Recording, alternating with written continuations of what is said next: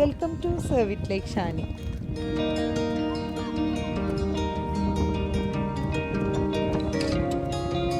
രണ്ട് വർഷത്തിന് ശേഷമാണ് അബുദാബി പോകുന്നത് തന്നെ.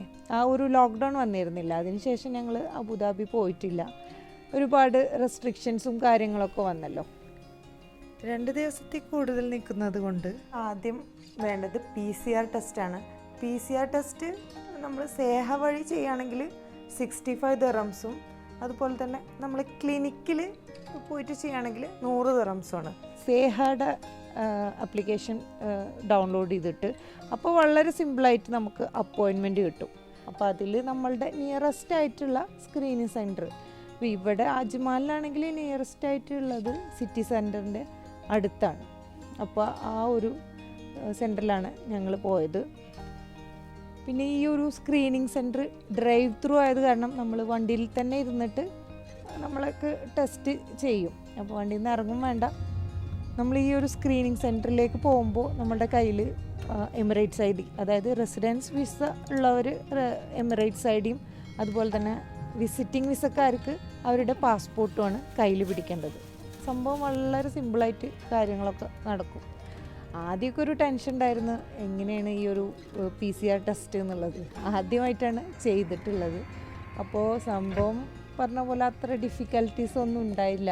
ജസ്റ്റ് ഒരു ചെറിയൊരു തരിപ്പ് അത്ര മാത്രമേ ഉള്ളൂ, അല്ലാണ്ട് വലിയ വേദന കാര്യങ്ങളോ അങ്ങനെയൊന്നും ഉണ്ടായില്ല. PCR ടെസ്റ്റിന് അവർ പറഞ്ഞിട്ടുള്ള ടൈം 24 to 48 hours ആയിരുന്നു. പക്ഷെ 24 hours കഴിഞ്ഞപ്പോൾ തന്നെ റിസൾട്ട് വന്നിട്ടുണ്ടായിരുന്നു. നമ്മൾ ഇതിന് ശേഷം ഈ ഒരു PCR ടെസ്റ്റ് ചെയ്തതിന് ശേഷം ആൽഹോസൻ്റെ ആപ്പ് ഡൗൺലോഡ് ചെയ്തിട്ടാൽ മതി. അപ്പോൾ ആ ഒരു പച്ച കത്തുമല്ലോ സ്ക്രീനിൽ, അപ്പോൾ അങ്ങനെ ആകുമ്പോൾ നമ്മൾ റിസൾട്ട് വന്നു എന്നുള്ളതാണ്. റിസൾട്ട് വന്ന് നമ്മൾ പെരുന്നാളിൻ്റെ അന്ന് നിസ്കാരം കഴിഞ്ഞതിന് ശേഷമാണ് നമ്മൾ പോയത്. ഒരു 8:30 ഞങ്ങൾ അബുദാബിയിലേക്ക് പുറപ്പെട്ടത്.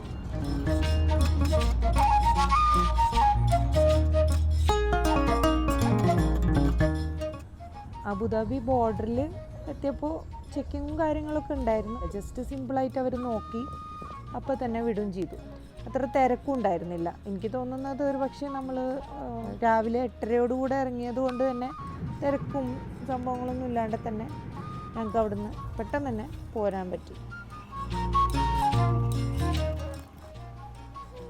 അജ്മാനിൽ നിന്ന് റുവൈസിലേക്ക് ഏകദേശം ഒരു 4 മണിക്കൂറുള്ളതുകൊണ്ട് തന്നെ ഒരു ബ്രേക്ക് ആവാമെന്ന് വിചാരിച്ച് എല്ലാവരും ഒരു പമ്പിൽ കയറി ചായയും അതുപോലെ മക്കൾ ജ്യൂസും കാര്യങ്ങളൊക്കെ കുടിച്ച് ഒന്ന് റിഫ്രഷ് ആയിട്ട് വീണ്ടും യാത്ര തുടങ്ങി.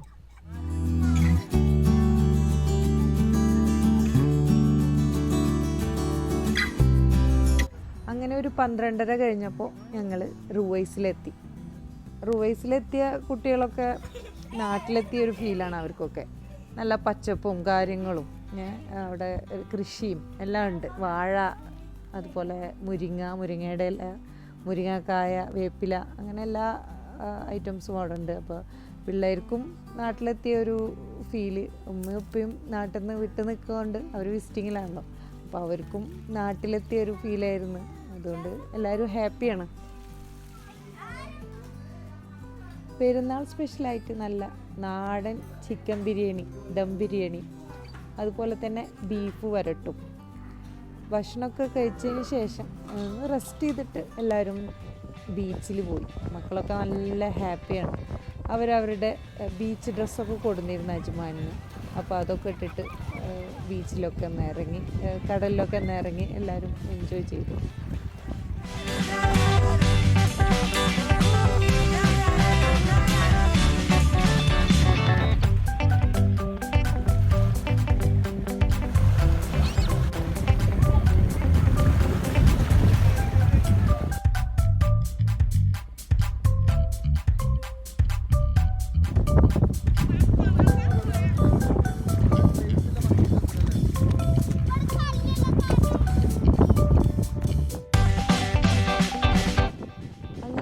സൺസെറ്റും കണ്ട് അവിടുന്ന് മടങ്ങി.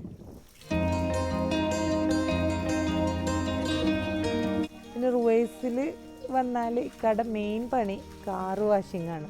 അതെപ്പോഴും പറയാറുണ്ട്, നാട്ടിലത്തെ ഒരു ഫീൽ കിട്ടും കാറൊക്കെ വാഷ് ചെയ്യുമ്പോൾ. നാട്ടിൽ നിന്നാണല്ലോ പൊതുവെ നമ്മൾ കാറൊക്കെ ഇങ്ങനെ സോപ്പൊക്കെ ഒഴിച്ച് വാഷ് ചെയ്യാറ്.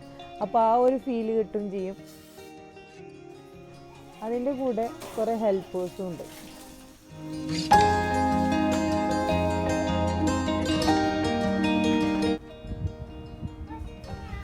കുട്ടികളുടെ കളിയൊക്കെ തകൃതിയായിട്ട് നടന്നുകൊണ്ടിരിക്കുന്നു.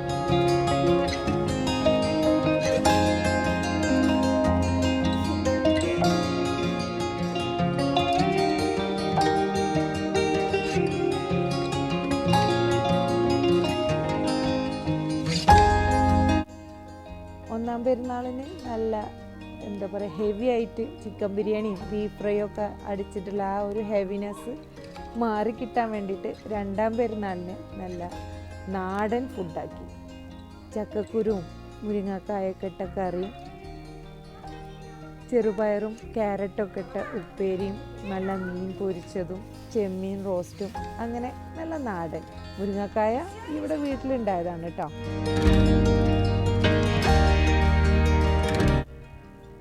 അങ്ങനെ ഉച്ചഭക്ഷണത്തിന് ശേഷം റുവൈസ് ഒന്ന് മൊത്തത്തിൽ ചുറ്റിക്കറങ്ങാൻ എല്ലാവരും കൂടെ ഇറങ്ങി.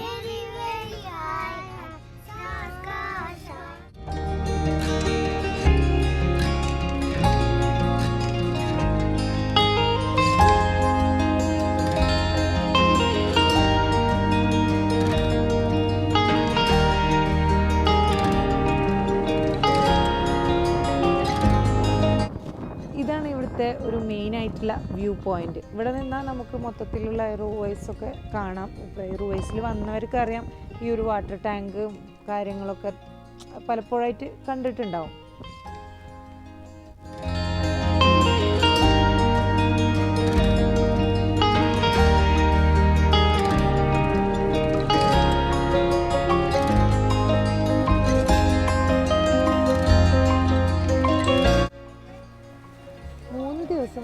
പോയതന്നെ അറിഞ്ഞില്ല.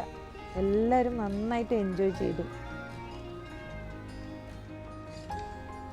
അങ്ങനെ ബ്രേക്ക്ഫാസ്റ്റ് കഴിച്ചതിന് ശേഷം അവിടുന്ന് യാത്ര തിരിച്ച് ഇങ്ങോട്ടേക്ക് പോരുമ്പോൾ ചെക്കിങ്ങും കാര്യങ്ങളൊന്നും ഉണ്ടായില്ല കേട്ടോ.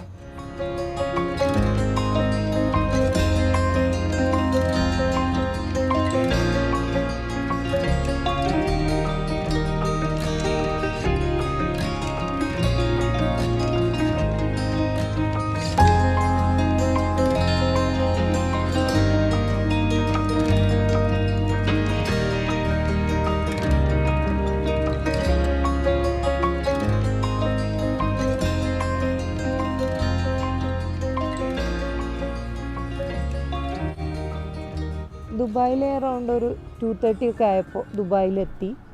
അവിടെ തലപ്പക്കട്ടി ബിരിയാണി, തലപ്പക്കട്ടി റെസ്റ്റോറൻറ്റ്. അപ്പോൾ അങ്ങനെ അവിടെ പോയി. ഞാൻ മുന്നേ ഒരു റിവ്യൂ ഇട്ടുണ്ടായിരുന്നു തലപ്പക്കട്ടിയുടെ ബിരിയാണിയുടെ ഒക്കെ. അപ്പോൾ ഉമ്മയും ഉപ്പയും ഇതുവരെ അത് ട്രൈ ചെയ്തിട്ടില്ല. അപ്പോൾ അവർക്കൊന്ന് ട്രൈ ചെയ്യാൻ വേണ്ടിയിട്ട് എല്ലാവരും ഒരു ലോങ് ട്രിപ്പ് കഴിഞ്ഞതിൻ്റെ ക്ഷീണത്തിലാണ്. സ്റ്റാർട്ടറായിട്ട് തീപ്പൊരി ചിക്കൻ ലോലിപോപ്പ്, നല്ല എരിവായിരുന്നു. കുട്ടികൾക്ക് കഴിക്കാൻ പറ്റില്ല, പക്ഷെ നമ്മൾക്ക് കഴിക്കാം.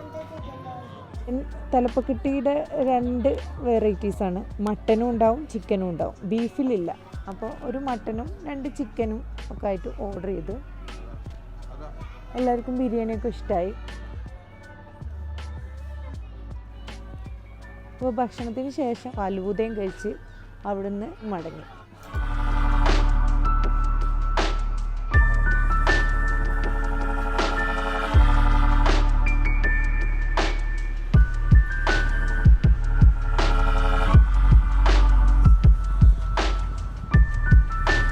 ഇനി നേരെ അജ്മാനിലേക്ക്.